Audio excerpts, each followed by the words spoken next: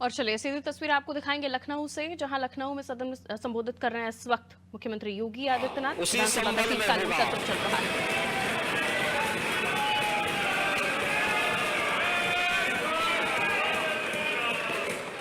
और ये तो केवल सर्वे की बात थी। माननीय न्यायालय के आदेश पर जिलाधिकारी का मतलब जिले का एडमिनिस्ट्रेटिव हेड, पुलिस अधीक्षक उस जिले की पुलिस फोर्स का मुखिया है। इनका दायित्व है कि शांतिपूर्ण तरीके से किसी सर्वे के कार्यक्रम को वहां पे संपन्न करना, माननीय न्यायालय के आदेश को अक्षरशः अनुपालन करना। और सर्वे 19 नवंबर को भी हुआ, 21 नवंबर को भी हुआ, 24 नवंबर को भी इस सर्वे का कार्य चल रहा था। क्या यह संभव है? नहीं, 21 को संपन्न नहीं हुआ था। ये लगातार सर्वे का काम चल रहा था। और सर्वे के कार्य के दौरान पहले 2 दिन कोई भी शांति भंग नहीं हुई। तीसरे दिन जब 23 नवंबर को जुमे की नमाज के पहले और जुमे की नमाज के दौरान जिस प्रकार की तकरीरें दी गईं, उन तकरीरों के बाद माहौल खराब हुआ। और फिर उसके बाद जिस प्रकार की स्थितियां की गई थी वो सबके सामने है। और इसलिए मैं कह रहा हूं, हमारी सरकार ने तो पहले ही कहा कि हम जुडिशियल कमीशन बनाएंगे। ये एक्ट के अंतर्गत ही कमीशन बना हुआ है। माननीय सदन में उसकी रिपोर्ट भी आएगी। दूध का दूध और पानी का पानी सबके सामने आएगा। मैं केवल एक बात कहना चाहता हूं कि अगर संभल के बारे में हम जब बात करते हैं महोदय, एक लंबा सिलसिला है इस संभल का। और अगर मैं संभल की जब चर्चा करता हूं तो संभल में कैसे माहौल खराब किया गया वहां पे। इस संभल में दंगों का जो इतिहास है 1947 से ही प्रारंभ होता है। 1947 में एक मौत होती है। 1948 में 6 लोग मारे जाते हैं। 1958 में भी दंगा होता है। 1962 में भी दंगा होता है। 1976 में भी 5 लोगों की मौत वहां पर हुई थी।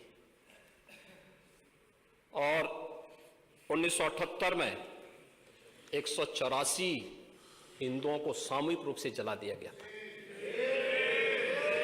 184 हिंदुओं को हत्या हुई थी, हिंदुओं की हत्या हुई थी और जलाया भी गया था। और 184 हिंदू मारे गए थे वहां। 184। मैं वही तो कह रहा हूं ना, आप उस सच को स्वीकार नहीं करेंगे, आप उस सच्चाई को स्वीकार नहीं करेंगे। और लगातार कई महीनों तक वहां कर्फ्यू था। 1980 में फिर दंगा हुआ था, एक मृत्यु हुई। 1982 में फिर दंगा हुआ, एक मृत्यु हुई। 1986 में 4 लोग मारे गए। और 1990 फिर 1992 में 5 मौतें हुई। 1996 में 2 मौतें हुई। ये लगातार ये सिलसिला चलता रहा। 1947 से लेकर के अब तक 209 हिंदुओं की निर्मम हत्या वहां हुई है संभल के अंदर। 209 हिंदुओं की। और एक भी बार किसी ने उन निर्दोष हिंदुओं के लिए कभी 2 शब्द नहीं कहे, उनके प्रति, उन परिवारों के प्रति संवेदना के शब्द नहीं कहे। महोदय, जो आज घड़ियाली आंसू बहा रहे हैं, ये लोग कभी भी उन निर्दोष हिंदुओं के बारे में कभी 2 शब्द नहीं कहे। वहां पर 1978 में जो दंगा हुआ था, महोदय, किस प्रकार की स्थिति थी? एक वैश्य जिसने सबको उधार दे रखा था पैसा, और उस बात को मानता था कि साहब मैं तो सबको पैसा देता हूं, मेरे यहां तो सब व्यवसाय के साथ जुड़े हुए हैं।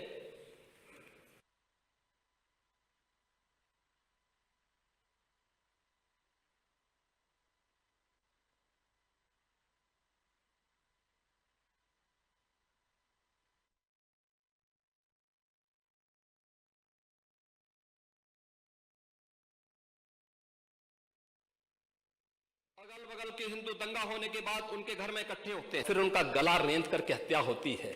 ये लोग सौहार्द की बात करते हैं, शर्म नहीं आती इन लोगों को सौहार्द के बारे में चर्चा करने की। 1978 से जो मंदिर आज निकल रहा है, 1978 से इन लोगों ने कभी खोलने नहीं दिया उस मंदिर को, जो आज बजरंगबली का मंदिर निकल रहा है, जो वहां पर आज 22 में किसने बंद किए थे? इन 22 कुओं को भी वहां पे बंद किया गया, और वहां का माहौल इतना तनावपूर्ण किसने बनाया था? ये पत्थरबाज कौन थे? एक भी गिरफ्तारी बिना साक्ष्य की नहीं हो रही है। और याद रखना, जिसने पत्थरबाजी की होगी, जिसने माहौल खराब किया होगा, उसमें एक भी बचने वाला भी नहीं है, एक भी नहीं बचेगा।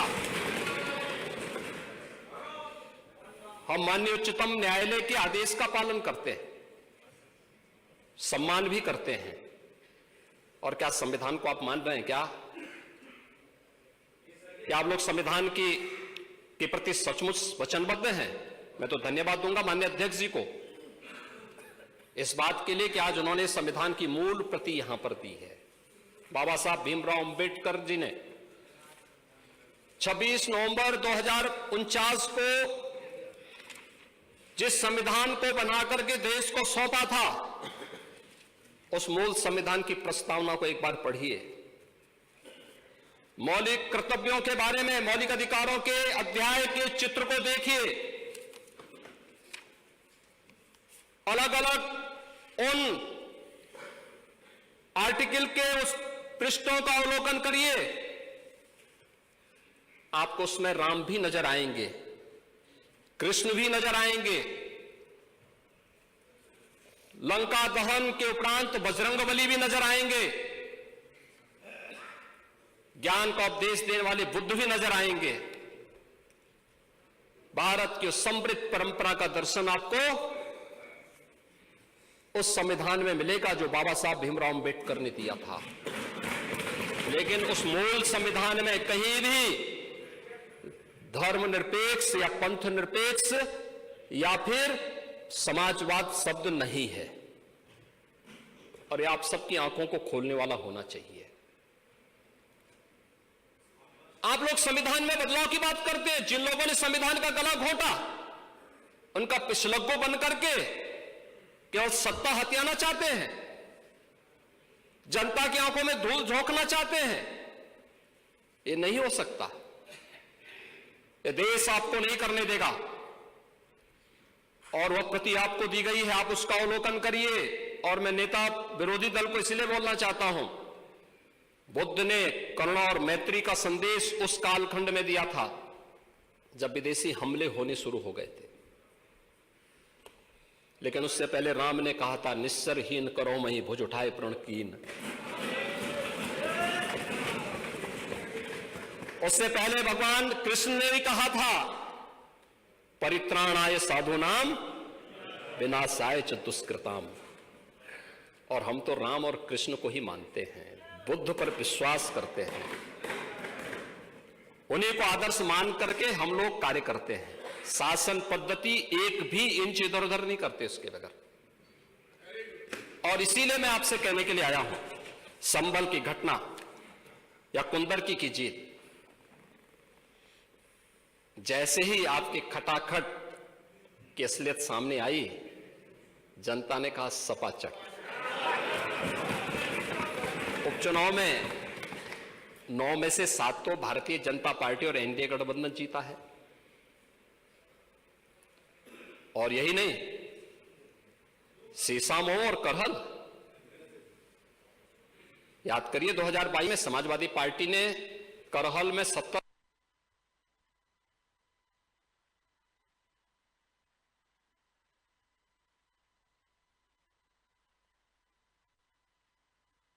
हजार से लगभग 67,000 से जीती थी।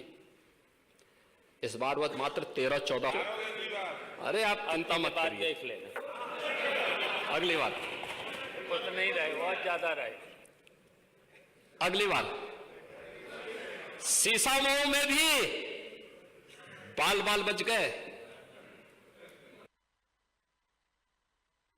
तो अपनी जड़ें याद आने लग गई हैं। अब आपने देखा होगा उन लोगों के वक्तव्य को, डिजिटल मीडिया में थोड़ा अवलोकन करिए और देखिए वहां पे जब लोग वो चिल्ला चिल्ला के बोल रहे हैं कि इन विदेशियों से पिंड छुड़ाना है, क्या बोल रहे हैं लोग, सबको अपनी जड़ें याद आने लग गई हैं। और मुझे लगता है जिस दिन इकबाल महबूब जी को भी अपनी जड़ें याद आएंगी, वह भी फिर यही बात बोलेंगे जो इधर के माननीय सदस्य कह रहे हैं। महोदय,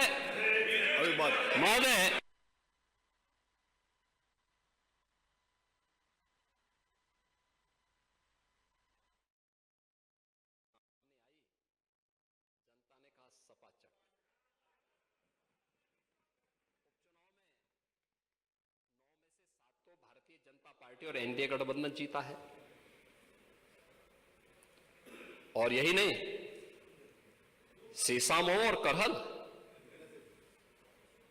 याद करिए 2022 में समाजवादी पार्टी ने करहल में 70,000 से लगभग 67,000 से जीती थी। इस बार वह मात्र 13-14। अरे आप चिंता मत करिए, देख लेना, अगली बार कुछ नहीं रहे, बहुत ज्यादा रहे। अगली बार सीसामऊ में भी बाल बाल बच गए।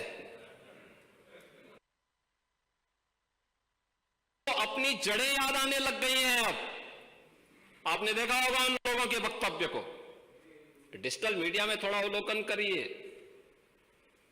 और देखिए वहां पे जब लोग वो चिल्ला चिल्ला के बोल रहे हैं कि इन विदेशियों से पिंड छुड़ाना है, क्या बोल रहे हैं लोग, सबको अपनी जड़ें याद आने लग गई हैं। और मुझे लगता है जिस दिन इकबाल महबूब जी को भी अपनी जड़ें याद आएंगी, वह भी फिर यही बात बोलेंगे जो इधर के माननीय सदस्य कह रहे हैं। महोदय,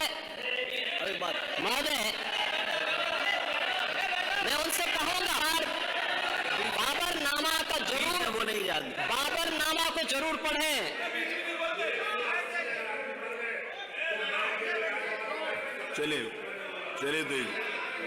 चलिए वो जो बात कही, बाबरनामा को जरूर एक बार पढ़ें आप। मंत्री जी बोल रहे हैं, प्लीज बैठ। चलो आप दे देना जब अवसर हो, बाबरनामा को एक बार पढ़ें। आप बैठिए। महोदय, संभल की घटना के साथ ही मैं प्रदेश के अंदर अलग अलग समय में जो दंगे अलग अलग समय में हुए हैं, 1972 में आगरा में दंगा हुआ, 19 लोग मरे थे। आजमगढ़ में 1972 में दंगा हुआ, 3 लोग मरे थे। बहराइच में 1973 में दंगा हुआ, 1 व्यक्ति की मौत हुई थी। गोंडा में 1973 में दंगा हुआ, 1 व्यक्ति की मौत हुई। प्रयागराज में 1973 में एक दंगा, मेरठ में 1973 में दंगा हुआ, 8 लोगों की मौत हुई। आगरा में फिर 1974 में दंगा हुआ, 1 व्यक्ति की मौत हुई। पीलीभीत में 1974 में दंगा हुआ, 3 लोगों की मौत हुई। कानपुर में 1975 में दंगा हुआ, 2 लोगों की मौत हुई। मुरादाबाद में 1976 में दंगा हुआ, 3 लोगों की मौत हुई।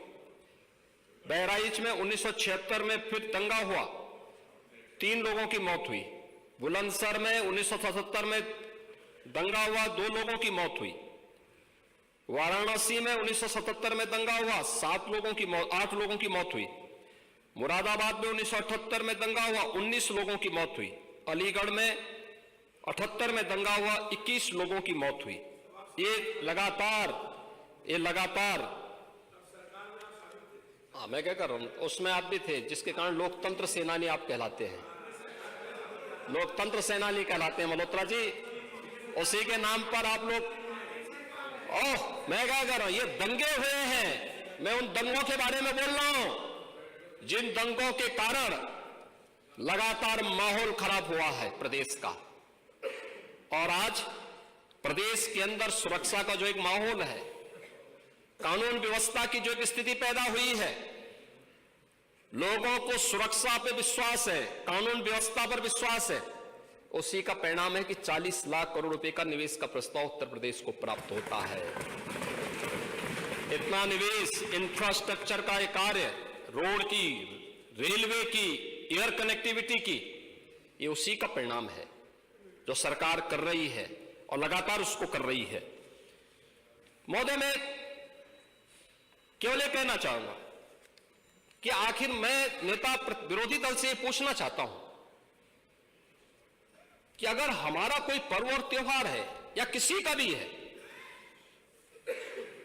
मुहर्रम का जुलूस हो या फिर कोई भी अन्य मुस्लिम समाज का कोई पर्व और त्योहार का कोई जुलूस, वो हिंदू मोहल्ले से सुरक्षित निकल जाता है, कोई दिक्कत नहीं होती, मंदिर के सामने से भी निकल जाता है, कोई समस्या नहीं होती। लेकिन इस समस्या केवल वहीं पे क्यों खड़ी होती है जब कोई हिंदू शोभा यात्रा किसी मस्जिद के सामने से, किसी मुस्लिम बाहुल्य क्षेत्र से निकलती है, तब क्यों तनाव पैदा हो जाता है? तभी क्यों झंडा लगाने में क्या समस्या आ रही है? क्या भारत की धरती पे केसरिया झंडा नहीं लग सकता? क्यों नहीं लग सकता? क्यों नहीं लग सकता? मैं यही पूछना चाहता हूं, आखिर ये दंगे क्यों किए जाते हैं?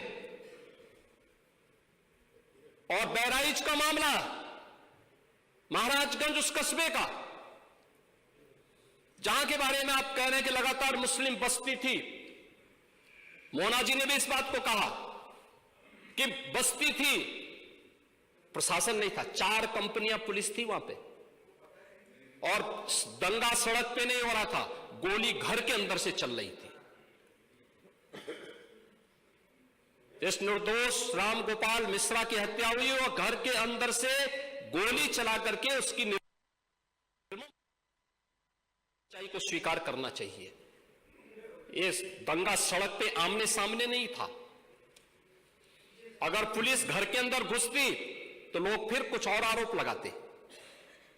पुलिस ने बचाव करने का अपना प्रयास किया, 4 कंपनियां वहां पे थी, और आप कह रहे हैं कि माननीय मोना जी ने भी कहा कि भारतीय जनता पार्टी के विधायक ने आरोप लगाए। भारतीय जनता पार्टी के विधायक ने इस हल्दी की घटना को लेकर के नहीं, इस महाराजगंज कस्बे की घटना को लेकर के नहीं, ये उस समय बहराइच कस्बे में थे, और बहराइच कस्बे में इनकी गाड़ी पर हमला हुआ, जो वहां से 30-35 किलोमीटर दूर है, वहां पे एक पथराव हुआ था। मैंने भी इनको कहा था, मैंने कहा देखो तुम्हारे उस क्षेत्र में दंगा हुआ है, तुम वहां तत्काल जाओ, लोगों को कंट्रोल करो। लेकिन उसको कैसे तोड़ मरोड़ करके प्रस्तुत किया जा रहा है। इन्होंने जो तहरीर दी वो दूसरे मामले में दी है, उसका इस घटना से कोई लेना देना नहीं, लेकिन उसको किस तरीके से जोड़ करके देखा जा रहा है। एक जिले में दूरी होती है, इसमें बहराइच से आपको भी वहां जाने में समय लगा होगा, और उस दूरी को आपने देखा होगा, तो ये उतनी ही दूरी है, उस घटना को उससे नहीं जोड़ के देखा जा सकता। लेकिन मैं पूछना चाहता हूं कि हिंदू मोहल्ले से और हिंदू मंदिर के सामने से मुस्लिम जुलूस निकल सकता है, तो मुस्लिम मोहल्ले और मस्जिद के सामने से कोई हिंदू शोभा यात्रा क्यों नहीं निकल सकती? क्यों नहीं निकल सकती? और यहीं पे विवाद शुरू होता है। यानी आप चाहते हैं कि आपके पर्व और त्योहार तो शांतिपूर्ण तरीके से मनाए जाएं। कौन नहीं कहता भी? आपके संबल में थे शिया सुन्नी का भी विवाद हुआ था 1976 में। पूरा विवाद तो शिया सुन्नी का था। उस समय जामा मस्जिद के कब्जे को लेकर के इसी बात का विवाद था। आप इस सच को धूल मत डालिए उस सच पे। और लखनऊ का शिया सुन्नी विवाद ये भारतीय जनता पार्टी की सरकार के समय ही समाप्त हुआ है। आप लोग तो लड़ाते थे, यहां पे शिया और सुन्नी को भी लड़ाते थे, क्योंकि आपकी तो शुरू से ही राजनीति थी बांटने की और फिर कटवाने की। और इसलिए हमने कहा कि न बटेंगे और न कटेंगे। हम न बटेंगे और न कटेंगे। मुझे आश्चर्य होता है, अपने को शिक्षक कहते हैं श्री संग्राम सिंह यादव। सच को स्वीकार करने की सामर्थ्य नहीं, इसलिए चले गए। आप देखें, एक दोहरे चरित्र के व्यक्ति के द्वारा जो अपनी कुछ पंक्तियां पहले लिखी गई हैं और बाद में उसका चरित्र कैसे बदला है, मोहम्मद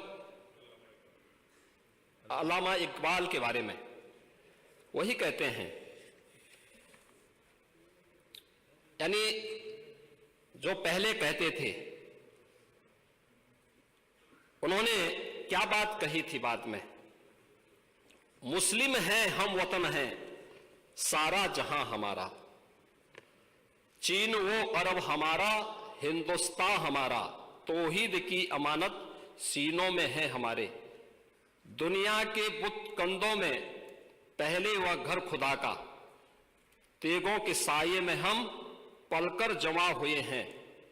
मकरीब की वादियों में गूंजी अजा हमारी, बातिल में दबने वाले हे आसमां नहीं हम, हे गुलस्ता ये अब्दुल्लस वो दिन है याद तुझको, ये मौज ये दजला तो भी पहचानती है हमको, ये अर्ज ये पाग तेरी हुर्मत पे कट मरे हम, सालार ये कार्रवाई है मीर ये हिजाज अपना, इकबाल का तराना बाग ये दरा है गोया।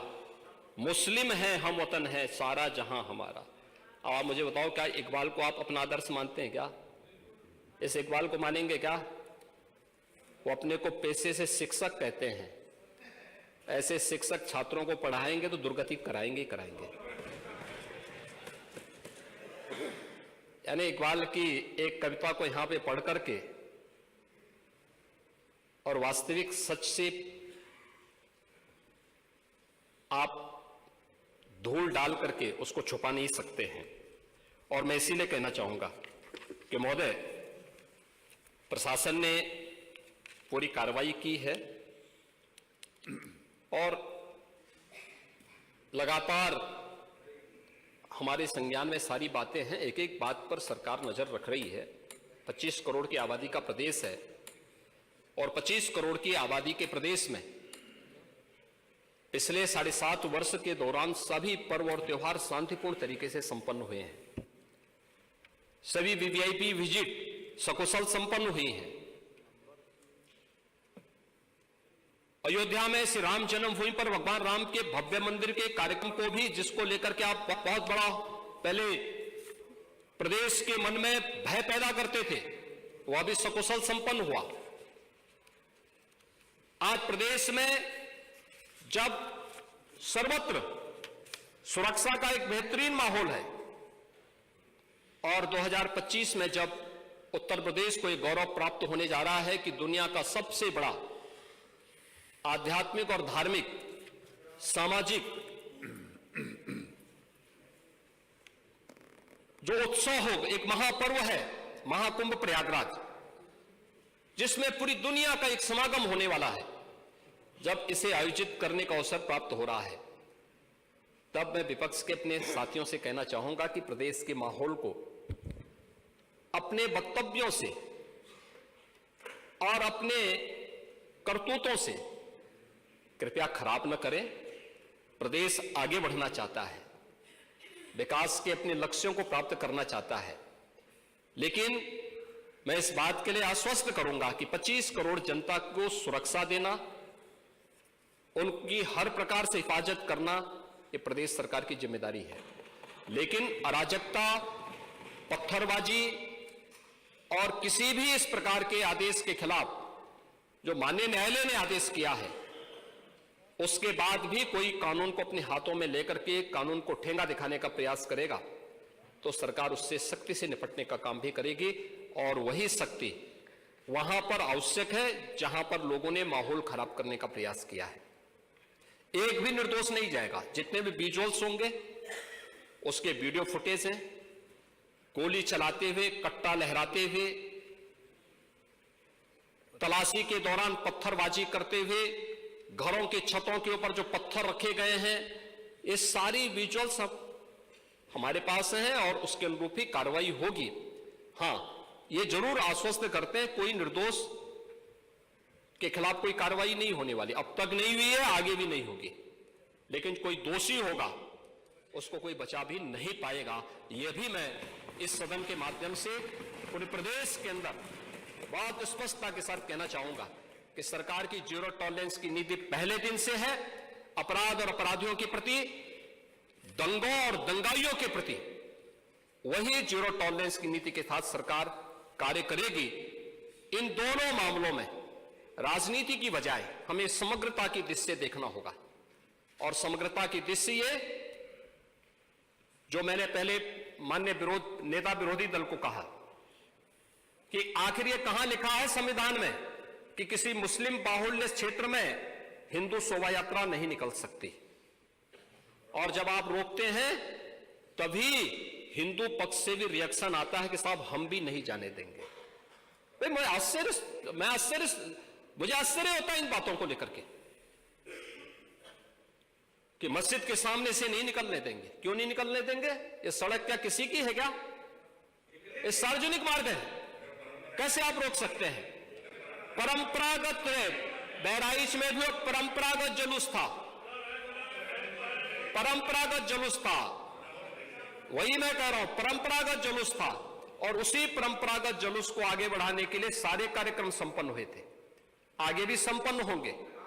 लेकिन ये चीजें तय करना, ये कहना कि उत्तेजक नारे लगाए जा रहे थे, जय श्री राम का नारा उत्तेजक नहीं है, ये हमारी श्रद्धा का नारा है, हमारी आस्था का प्रतीक है। कल मैं आपसे कहूंगा कि अल्लाह अकबर का जो स्लोगन है ये हमें अच्छा नहीं लगता। नहीं, आपको हम रोकें तो क्या आपको अच्छा लगेगा? नहीं, आपको नहीं, मुझे मतलब होने की आवश्यकता ही नहीं, मुझे आवश्यकता ही नहीं इसकी।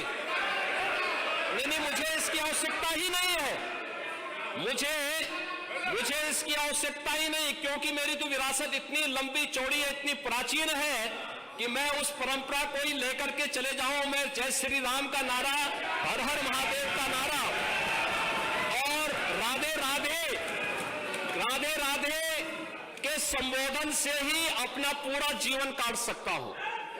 मुझे किसी और स्लोगन की आवश्यकता ही नहीं है। मुझे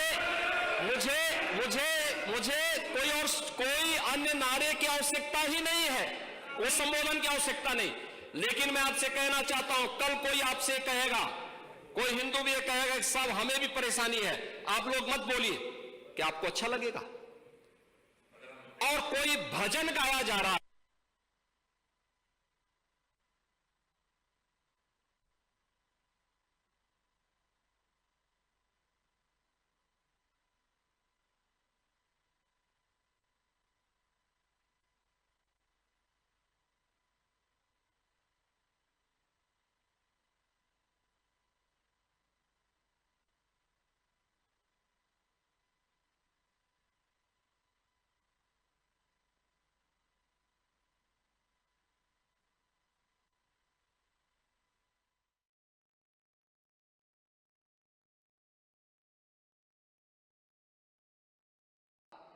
ये 30 से कम है। और संभल कस्बे में वहां पर 2 मोहल्ले हैं, एक दीपा सराय और एक मियां सराय है ना। इन दोनों में लाइन लॉस 78% और 82% है। देश के संसाधनों में कैसे लूट होती है, और अगर प्रशासन अपने कर्तव्यों का निर्वहन कर रहा है, वैसे तो कहेंगे प्रशासन कोई कटघरे में खड़ा है कि प्रशासन चोर है चोर है चोर है, और प्रशासन उसी चोरी को पकड़ने के लिए चला जाए तो अत्याचार है या अत्याचार है या अत्याचार है। कहां से अत्याचार हो गया? अरे यही सच्चाई है, उस सच्चाई को उजागर किया जा रहा है। और याद रखना, सच्चाई जब सबके सामने आती है लोगों को बुरा लगता है, क्योंकि जो सच्चाई स्वीकार नहीं कर सकते, जो बराबरी नहीं कर सकते, वे बुराई करते हैं, और यही बुराई आप कर रहे हैं। आपकी बुराई में न्याय नहीं झलकता, सत्य नहीं झलकता, ये पक्षपातपूर्ण है, और मुझे लगता है इससे लोकतंत्र की व्यवस्था मजबूत नहीं होती है, कमजोर होती है।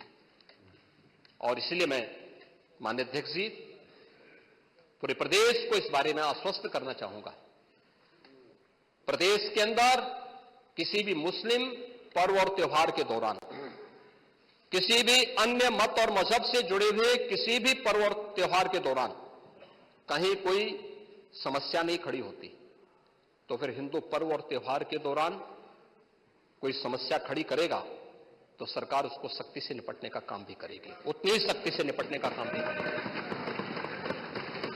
दूसरा, माननीय न्यायालय के द्वारा दिए गए आदेश का पालन करना एक प्रशासन का दायित्व है। उसमें सरकार उसको डायरेक्शन दे न दे, उसका दायित्व बनता है कि उसको पालन करे, और संभल के अंदर प्रशासन ने वही पालन किया है। आज वहां पे सारी चीजें मिल रही हैं। आखिर आपकी बात को हम मानते हैं कि मंदिर को आपने छेड़ा नहीं, आपने बड़ी कृपा कर दी, लेकिन ये जो 22 कुएं और उन कुओं में जो मूर्तियां मिल रही हैं, ये कुएं किसने पाट दी है? ये नोटिस पे क्यों परेशानी हो रही है? आपके सांसद जिनसे आपकी प्रतिद्वंदिता है, मानता हूं, क्योंकि वहां पे आप में तो तुर्क और पठान का विवाद चल रहा है, मैंने नहीं कर दिया, एक विवाद चल रहा है। आप उनके सामने, माननीय सदस्य के सामने, आप उनके साथ अपनी जड़ें ढूंढ रहे होंगे, लेकिन ये सच्चाई है, ये सच्चाई है, क्योंकि ये तो है ही। सकीफुल रहमान बर्क कभी भी अपने को ये नहीं बोलते थे कि मैं भारत का नागरिक हूं, वो तो कहते थे मैं बाबर का संतान हूं, वो बोलते थे। आप भी मानते हो किस बात को? अब आपको तय करना है कि आक्रांताओं को अपना आदर्श मानते हैं या रामकृष्ण और बुद्ध की परंपरा को अपना आदर्श मानते हैं। भारत के अंदर रामकृष्ण और बुद्ध की ही परंपरा रहेगी, बाबर और औरंगजेब की परंपरा नहीं रहेगी। धन्यवाद। माननीय नेता प्रतिपक्ष को सुना, माननीय मुख्यमंत्री जी को सुना। ये नियम 56 के अंतर्गत नहीं आती, इसको अग्राह्य करता हूं। आज नियम 51 के अंतर्गत कुल 58 सूचनाएं प्राप्त हुई, जिसमें निम्नलिखित माननीय सदस्यों की सूचनाएं स्वीकार की गई। श्री रवि शर्मा, श्री आशु मलिक,